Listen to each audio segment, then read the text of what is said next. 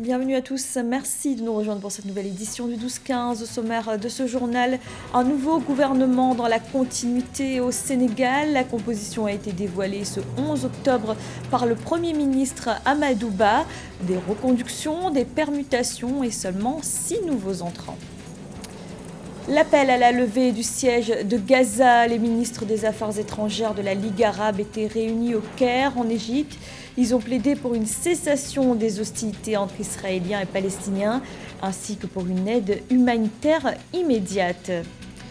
Et l'Algérie va se doter de nouveaux navires, un renforcement de la flotte maritime qui doit permettre de transporter 1,3 million de tonnes de marchandises. L'objectif affiché du gouvernement étant de soutenir ce secteur en pleine croissance. Mais tout d'abord, le tribunal de Ziguinchor au Sénégal ordonne la réinscription d'Ousmane Sonko sur les listes électorales. Une décision rendue ce jeudi 12 octobre, décision qui résonne comme une première victoire pour l'opposant leader du parti PASTEF. Pour autant, rien n'est joué puisque l'État sénégalais a la possibilité d'interjeter appel. Il a 10 jours pour cela. Dans le cas d'un appel, ce serait à la Cour suprême de se pencher sur cette demande de réintégration. Pour rappel, Ousmane Sonko est emprisonné, a été radié des listes électorales, radiation qui l'empêche d'être candidat à la prochaine élection présidentielle qui aura lieu en février 2024. Et le Sénégal, où le Premier ministre Amadou Ba a dévoilé son gouvernement 5 jours après la dissolution de l'ancienne équipe par le président Macky Sall. Un nouveau gouvernement dans la continuité, avec notamment comme objectif pendant les 6 prochains mois de préparer l'élection présidentielle. Samantha Saberou Saboubanga. Au Sénégal, le président Macky Sall a nommé ce 11 octobre 2023 un gouvernement composé de 39 ministres, dont 6 femmes à 6 mois de la présidentielle du 25 février 2024. Ce nouveau gouvernement compte un ministre de plus que le précédent. La nouvelle équipe gouvernementale est caractérisée par des permutations et reconductions avec 6 nouveaux ministres entrants. Le nouveau gouvernement mis en place est un gouvernement de mission et de combat qui compte 39 ministres. Ce gouvernement est chargé pour les 6 prochains mois de concentrer ses actions autour des 4 orientations majeures. Premièrement, répondre aux défis de la souveraineté et assurer une bonne organisation de l'élection présidentielle. Le nouveau gouvernement compte 6 arrivées et 4 départs, dont le plus marquant est celui de la ministre de l'économie, du plan et de la coopération, Oulimata Sarr, remplacé par Doudouka. Par ailleurs, le ministre de l'Intérieur, Antoine Félix Diome, hérite du portefeuille du pétrole et de l'énergie, tandis que Aïssata Tall Sall passe des affaires étrangères au ministère de la Justice. Sidiki Kaba des Forces armées au ministère de l'Intérieur et Ismaïla Madior Fall de la Justice aux Affaires étrangères. Veiller au fonctionnement adéquat des services publics et à la stabilité sociale de l'ensemble des secteurs de la vie de la nation. La santé, l'éducation, l'enseignement supérieur, les collectivités territoriales, etc. Quatrièmement, enfin, finaliser les projets prioritaires du chef de l'État et amorcer le déploiement à partir du dernier trimestre 2023 du plan d'action prioritaire PAP 3, du plan Sénégal émergent.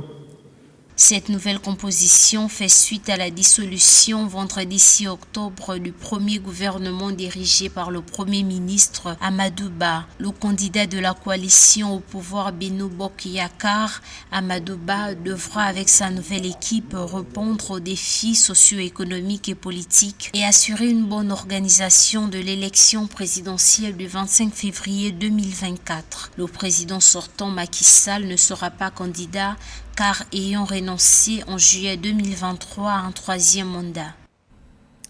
Les ministres des Affaires étrangères de la Ligue arabe étaient réunis ce mercredi au Caire, en Égypte. Ils ont exigé la levée du siège de Gaza par les forces israéliennes et ont appelé les différentes parties au conflit à la retenue. Les États arabes se sont dit inquiets de l'escalade des violences et notamment des répercussions humanitaires. Catherine Gombey. Réunis au siège de la Ligue arabe au Caire, en Égypte, les ministres des Affaires étrangères de l'organisation ont condamné le 11 octobre le siège imposé par Israël à Gaza, réclamant dans le même temps l'acheminement immédiat d'aide aux 2,3 millions de Palestiniens soumis à des raids aériens d'Israël en réponse à l'attaque lancée par le Hamas le 7 octobre. En effet, Israël a mené mercredi pour le 5e jour consécutif des raids aériens destructeurs dans la bande de Gaza et annoncé un gouvernement d'urgence pour la durée du conflit avec le Hamas palestinien qui a déjà fait des milliers de morts.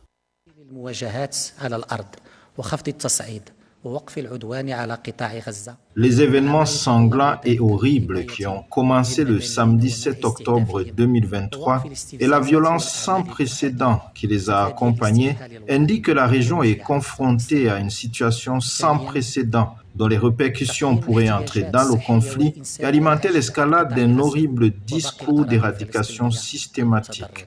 La résolution numéro 8987 du Conseil de la Ligue arabe appelle toutes les parties à faire preuve de retenue tout en mettant en garde contre les graves conséquences humanitaires et sécuritaires d'une escalade continue dans la région. Nous convenons ensemble de la violence extrême entre ces deux pays. Je suis malgré moi obligé de reconnaître que la situation est en train de dégénérer et de nous échapper. C'est un moment particulièrement critique où nous devons plaider pour la retenue. La Ligue arabe, qui comprend 21 pays dans 7 États africains, a en outre mis l'accent sur la nécessité de libérer les civils ainsi que tous les prisonniers détenus et de lever le blocus sur la bande de Gaza. De plus, elle a appelé à permettre immédiatement l'entrée d'aide humanitaire, de nourriture et de carburant pour protéger les victimes des tensions entre Israéliens et Palestiniens qui s'imbriquent dans un conflit datant de bientôt 75 ans. Les tensions ont connu un nouveau pic après les attaques du mouvement islamiste Hamas en Israël le 7 octobre, faisant plus de 1200 morts côté israélien, dont des civils. Dans le reste de l'actualité, la Guinée équatoriale célébrait ce 12 octobre la 55e édition de sa fête nationale. Une cérémonie chrétienne a eu lieu à cette occasion en la cathédrale de Bata. Le président Teodoro Obiang Basogo s'est exprimé. Il a rappelé toute l'importance de la souveraineté économique du pays. Nathalie Mo.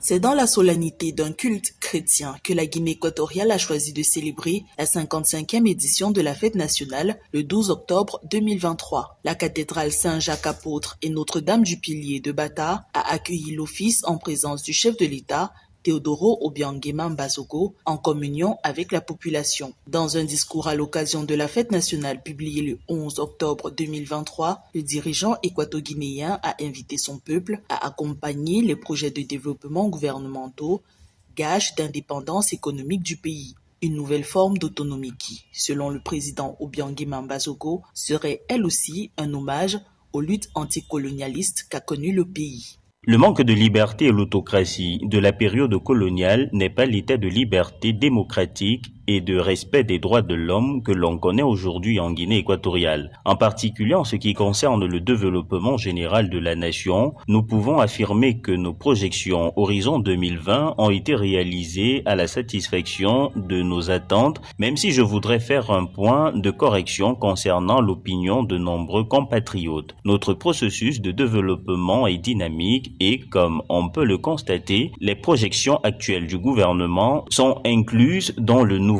plan économique Horizon 2035.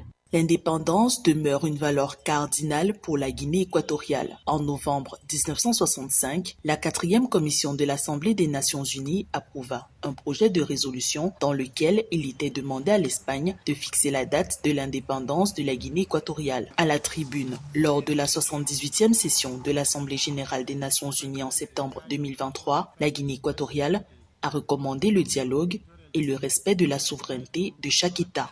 We'll insist Nous insistons sur la nécessité de réformer le système des Nations Unies, y compris le Conseil de sécurité qui est aujourd'hui impliqué dans l'une des plus grandes injustices, à savoir la non-application du droit international. Nous exhortons les États à s'abstenir de promouvoir ces mesures car elles représentent un obstacle sérieux au développement des États. Le gouvernement a convoqué et autorisé un référendum sur l'indépendance en Guinée équatoriale le 11 août 1968. Le oui l'emporta par 64,32% de l'électorat, ouvrant ainsi la voie à l'adoption de la première constitution du pays. La Guinée équatoriale est, depuis lors, le seul État souverain d'Afrique qui parle espagnol. L'Algérie renforce sa flotte maritime. Le gouvernement a annoncé l'acquisition de 4 nouveaux navires, portant le nombre total à 13. Les autorités entendent ainsi permettre le transport d'1,3 million de tonnes de marchandises par voie maritime. Le secteur du transport qui a connu depuis 2022 le lancement de plusieurs projets d'envergure. Marie-Rafalantolo. Pour réduire la dépendance de l'Algérie vis-à-vis des prestataires de services étrangers en matière de transport maritime, le gouvernement a annoncé l'acquisition de 4 nouveaux navires, portant ainsi la flotte maritime nationale à un total de 13 navires. Outre cette mesure, le gouvernement prévoit également introduire un système de réservation de billets maritimes au profit de l'entreprise nationale de transport maritime des passagers, entièrement conçue par des ingénieurs algériens. L'Algérie est véritablement en chantier. Il y a de nombreux secteurs qui sont aujourd'hui relancés ou réactivés. Le président Tebboune semble vraiment occuper tout le spectre pour booster l'économie algérienne. Compenser aujourd'hui l'enjeu du transport maritime, mais surtout quand on regarde aussi les chiffres dans le monde, 95% des transports maritimes se fait par mer.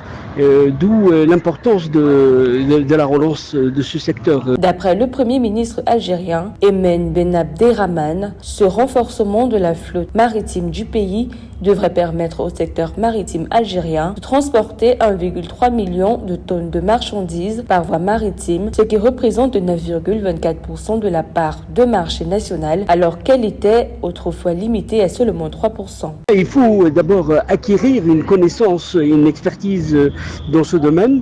L'Algérie décide de se lancer là-dessus. Ça va prendre du temps et le rythme de croisière va petit à petit suivre. Notons que l'Algérie fait partie des rares pays d'Afrique disposant d'une flotte de navires dédiés au transport maritime. Cependant, les deux principales entités publiques, la Société de transport maritime et l'Entreprise nationale de transport maritime de voyageurs, qui assurent respectivement le transport de fret et de passagers, disposaient jusque-là d'une flotte limitée et en mauvais état, n'étant pas capables de couvrir convenablement les besoins existants.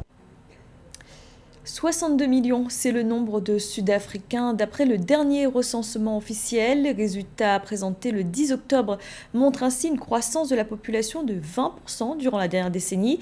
Une augmentation importante qui implique de fait de nombreux défis pour les pouvoirs publics. Joël Ballot. Entre 2011 et 2022, la population sud-africaine a connu un bond de 20%. Selon les chiffres présentés par l'Institut national de la statistique, Statistics South Africa, le 11 octobre, la population sud-africaine est passée de 51,7 millions à 62,027 millions d'habitants en 10 ans, soit une augmentation d'environ 10 millions de personnes. Selon le statisticien général Risenga Maluleke, ces données issues du recensement montrent que 3% de la population, soit plus de 2,4 millions de personnes, sont des migrants internationaux venant principalement de la région de la communauté de développement de l'Afrique australe, ce qui positionne l'Afrique du Sud en Afrique comme une terre d'accueil et un pôle d'attraction.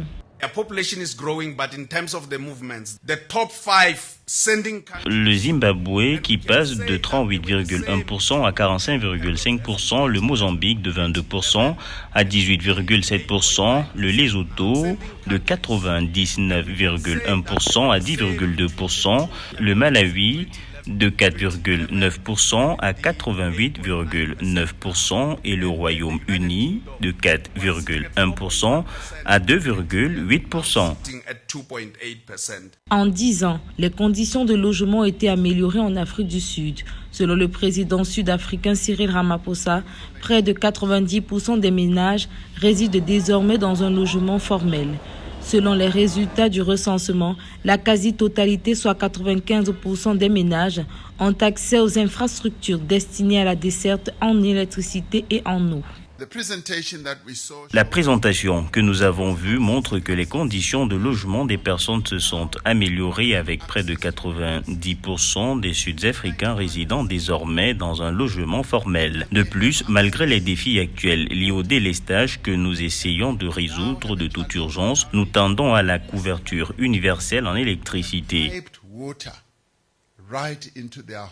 Selon le dernier recensement, l'accès à l'éducation reste une priorité pour le gouvernement sud-africain. Le pourcentage d'âge des personnes de 20 ans et plus ayant terminé leurs études secondaires a doublé, passant de 16,3% en 1996 à 37,6% en 2022. C'était le journal de la rédaction. Merci de l'avoir suivi. Retrouvez dans un instant une nouvelle édition de l'information.